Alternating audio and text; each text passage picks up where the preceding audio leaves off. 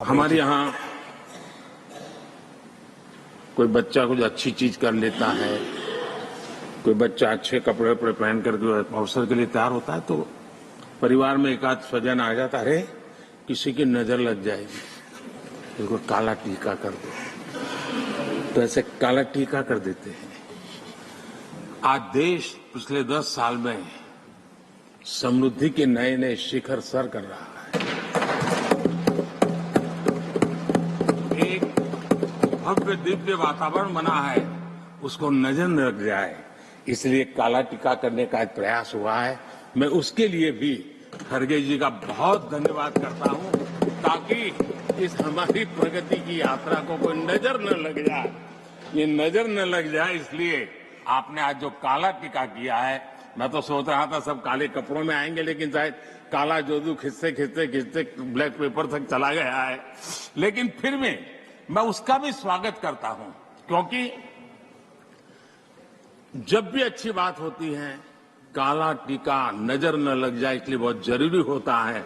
और उस पवित्र काम को, और आज जिस उम्र के हैं उस व्यक्ति जब ये काम करता है तो जरा अच्छा रहता है, तो मैं इसके लिए भी आपका आभार व्यक्त करता हूं।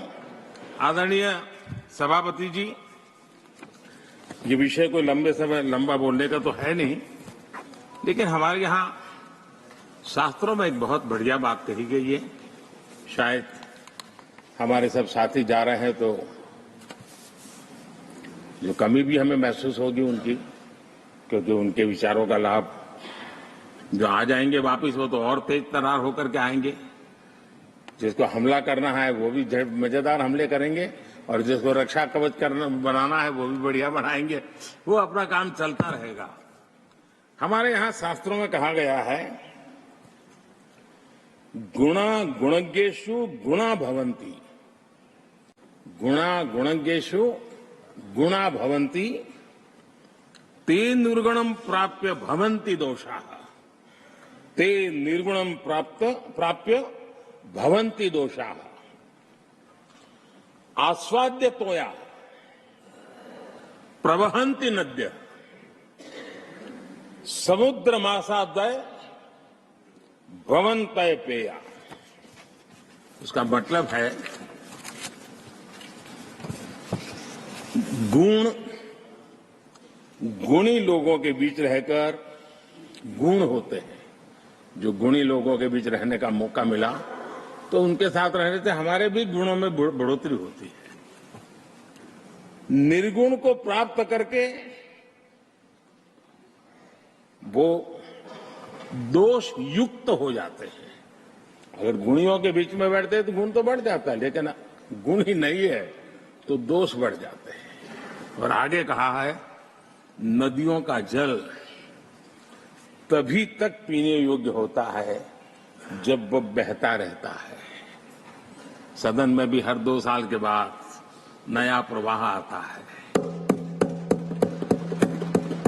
और जब तक बहता रहता है, लेकिन नदी कितनी ही मीठी क्यों ना हो, पानी कितना ही स्वादिष्ट क्यों ना हो, लेकिन जैसे ही समुद्र से मिल जाती हैं वो किसी काम की रहती नहीं है।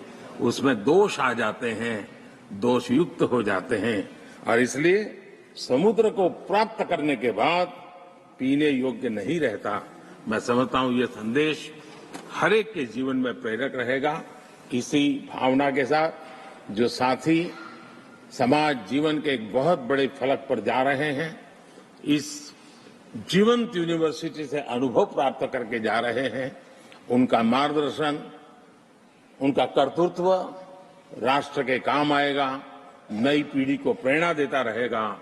मैं सभी साथियों को हृदय से अनेक अनेक शुभकामनाएं देता हूं। बहुत बहुत धन्यवाद।